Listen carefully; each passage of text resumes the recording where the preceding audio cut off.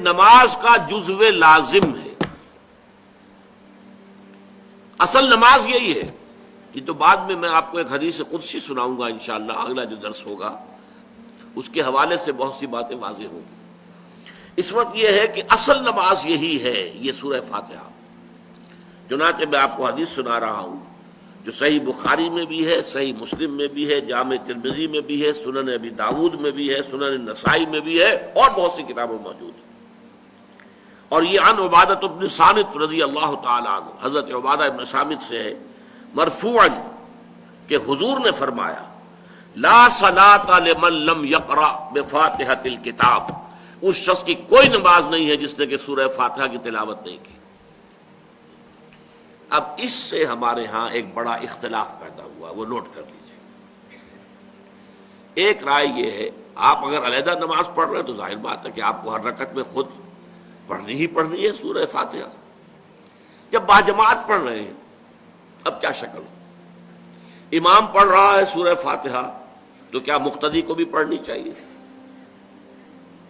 اس حدیث میں جو الفاظ کی شدت ہے اس کی بنا پر رجحان یہ ہوتا ہے کہ یقیناً اس صورت میں ہر شخص کو لا صلاۃ لمن لم یقرأ بفاتحۃ الکتاب، جس نے کہ فاتحہ کی تلاوت نہیں کی، قرأت نہیں کی، اس کی کوئی نماز ہی نہیں. تو یہ موقف ہے امام شافعی کا، یہی مسلک ہے ہمارے اہل حدیث بھائیوں کا کہ آپ چاہے اکیلے نماز پڑھ رہے ہو، چاہے امام کے پیچھے پڑھ رہے ہو، اور چاہے امام جو ہے وہ جہری رکعت پڑھا رہا ہے اور چاہے سری رکعت پڑھا رہا ہے. خاموشی والی رکعت سورہ آپ کو معلوم ہے کہ نماز جو ظہر اور عصر کی ہے تو چاروں رکعتیں جو ہے وہ سری ہیں. مغرب کے اندر آ کر دو جہری ہیں ایک سری ہے، عشاء میں آ کر دو جہری ہیں دو سری ہیں، سورہ اور نماز فجر کے اندر دونوں جو ہیں وہ جہری ہیں. تو چاہے جہری ہو چاہے سری ہو آپ کو بھی لازماً جو مقتدی ہے اسے بھی سورہ فاتحہ پڑھنی ہوگی. اب اس کے لیے انہوں نے یہ طریقہ جو ہے تلقین کیا ہے کہ امام تیزی سے نہ پڑھے، رک رک کر پڑھے الحمدللہ رب العالمین.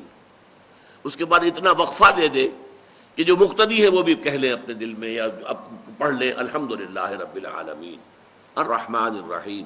تو یہ رک رک کر پڑھنا، خاص طور پر اگر آپ کو موقع ہوا ہو کسی اہل حدیث امام کی امامت میں نماز ادا کرنے کا تو آپ دیکھیں گے کہ بڑا فرق ہے. ہمارے جو حنفی امام الحمدللہ رب العالمین الرحمن الرحیم مالک یوم الدین ایاک نعبد و ایاک نستعین، 4 آیتیں جو ہیں وہ بھی ایک سانس میں پڑھ جائیں گے. لیکن یہ کہ عام طور پر جو اہل حدیث حضرات ہیں وہ رک رک کر ٹھہر ٹھہر کر پڑھتے ہیں، ترتیل کے انداز میں پڑھتے ہیں. یا پھر دوسری شکل انہوں نے ایک اور کی ہے. یہ آپ سعودی عرب میں جب کبھی نماز پڑھیں گے اور آپ پڑھی ہو آپ نے تو وہاں آپ دیکھیں گے کہ امام جو ہے وہ سورہ فاتحہ پڑھنے کے بعد کوئی 1 منٹ جو ہے خاموش رہتا ہے تاکہ آپ اب جو مقتدی ہیں وہ اس وقفے میں وہ اب سورہ فاتحہ پڑھ لیں.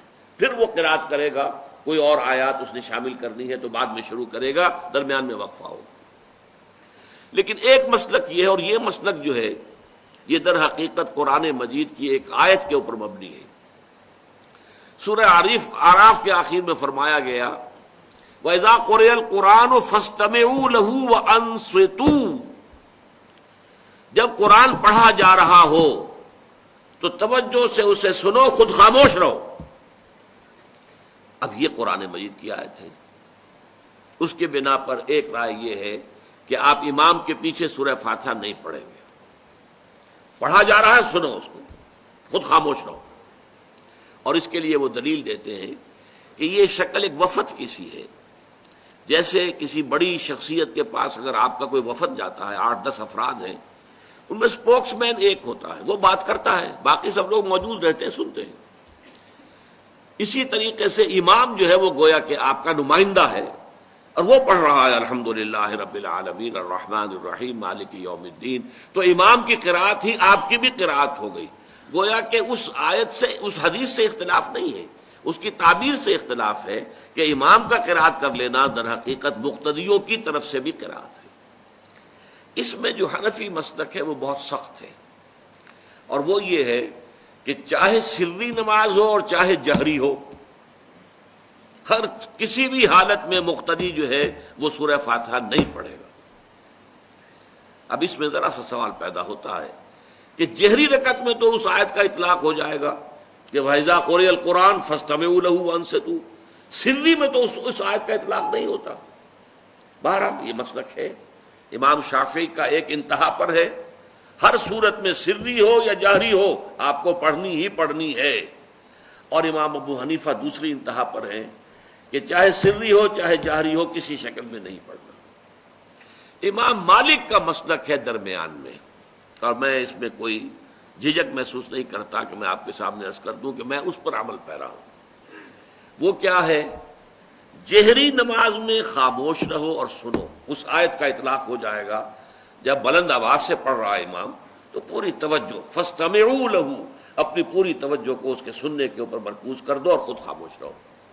سری رکعت میں البتہ جبکہ وہ بھی خاموشی سے پڑھ رہا ہے آپ بھی خاموشی سے پڑھ رہے ہیں۔ بہرحال ان چیزوں میں نے یہ سب کچھ بیان کیا ہے تو اس سے جو میرا مقصود ہے وہ یہ ہے کہ معلوم ہو جائے کہ اس میں کوئی بڑی بنیادی بات نہیں ہے، نہ یہ کہ جو حنفی ہیں وہ اس حدیث کا انکار کرتے ہوں کہ لا صلاۃ لمن لم یقرأ بفاتحۃ الکتاب، کیسے وہ انکار کریں گے، اور نہ ہی کوئی جو حنبلی ہے یا اہل حدیث ہے وہ قرآن کی اس آیت کا اختلاف سے جو ہے وہ اختلاف کر سکتا ہے کہ اذا قرئ القرآن فاستمعوا لہ وانصتوا، لیکن یہ کہ اس کے پھر اس سے جو احکام کا استنباط ہے اس میں اختلاف ہو جاتا ہے، تو اس کو نہیں سمجھنا چاہیے کہ یہ کوئی بہت بڑی اہمیت والی بات ہے۔